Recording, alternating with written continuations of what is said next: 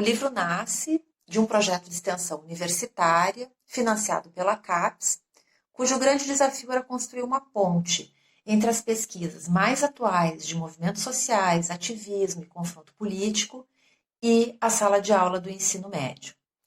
O livro é um trabalho coletivo, feito a muitas mãos. Nós somos 9 autores, pesquisadores, professores, e nós partimos de uma grande pergunta disparadora: como ensinar estas temáticas de forma significativa e interessante para os estudantes?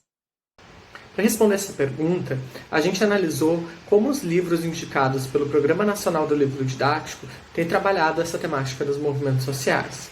E por meio dessa análise, a gente identificou alguns temas que poderiam ser abordados em profundidade por meio de um material complementar. A gente dividiu esses temas em 8 módulos, que tratam de questões como a relação entre os movimentos sociais e a mídia e a repressão, por exemplo. E para cada um desses módulos, a gente propôs situações didáticas, que são atividades concretas que podem ser utilizadas em diversos contextos de sala de aula e que têm como pressupostos pedagógicos as metodologias ativas e reflexivas de ensino.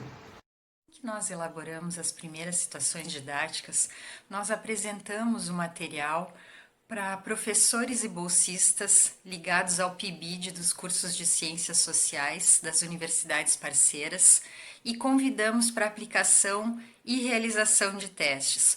Foi uma experiência super bacana que nos ajudou muito a qualificar o processo e nos permitiu dialogar com estudantes do ensino médio de várias turmas e várias escolas no Rio Grande do Sul.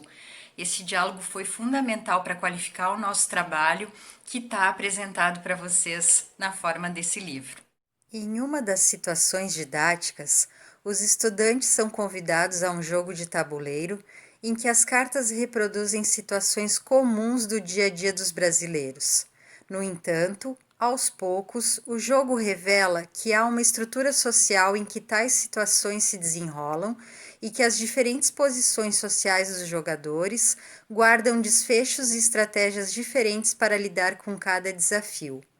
Em outra situação didática, os estudantes são convidados a conhecer um pouco mais sobre a literatura distópica e criar de forma coletiva um conto sobre supressão às liberdades democráticas, inspirado em pesquisas de experiências reais. Em outra, a partir de um jogo de cartas, devem pensar sobre quais estruturas e recursos são necessários na organização e mobilização da ação coletiva de confronto político. Cada situação didática traz consigo a descrição do tempo necessário à atividade, assim como os materiais para sua execução. A centralidade do livro está em propor aulas que sejam interativas e lúdicas, colocando o aluno em ação, ou seja, planejando, pesquisando, criando, fazendo conexões a partir de situações que estejam relacionadas à sua própria realidade. O uso do livro é flexível, não necessariamente precisamos ter aquelas situações didáticas, aqueles conteúdos. Ele pode ser utilizado por diferentes disciplinas em diferentes contextos, porque a partir do que é exposto, o professor ou professora pode ter ideias e adaptar a sua situação específica.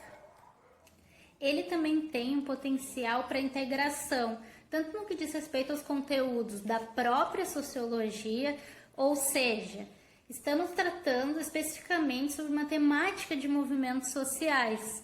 No entanto, podemos desenvolver outras temáticas e relacionar nessa atividade.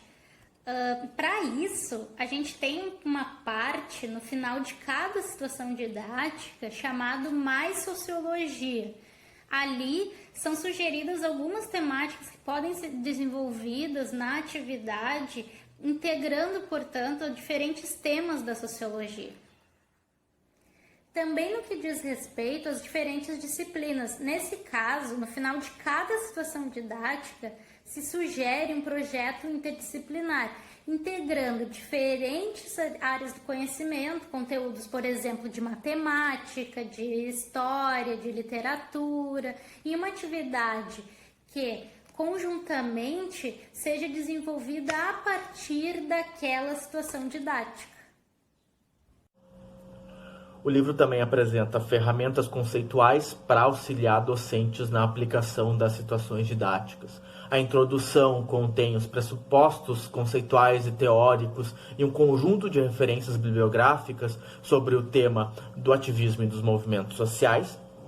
Além disso, há um glossário ao final do livro que contém basicamente os principais conceitos que dão suporte à abordagem do ativismo e dos movimentos sociais, como, por exemplo, confronto político, identidade coletiva, protesto, repertório da ação coletiva, entre outros conceitos relevantes. Por fim, convidamos todos e todas a conhecerem o livro. O livro digital pode ser acessado e baixado gratuitamente no link que aparece aqui na tela.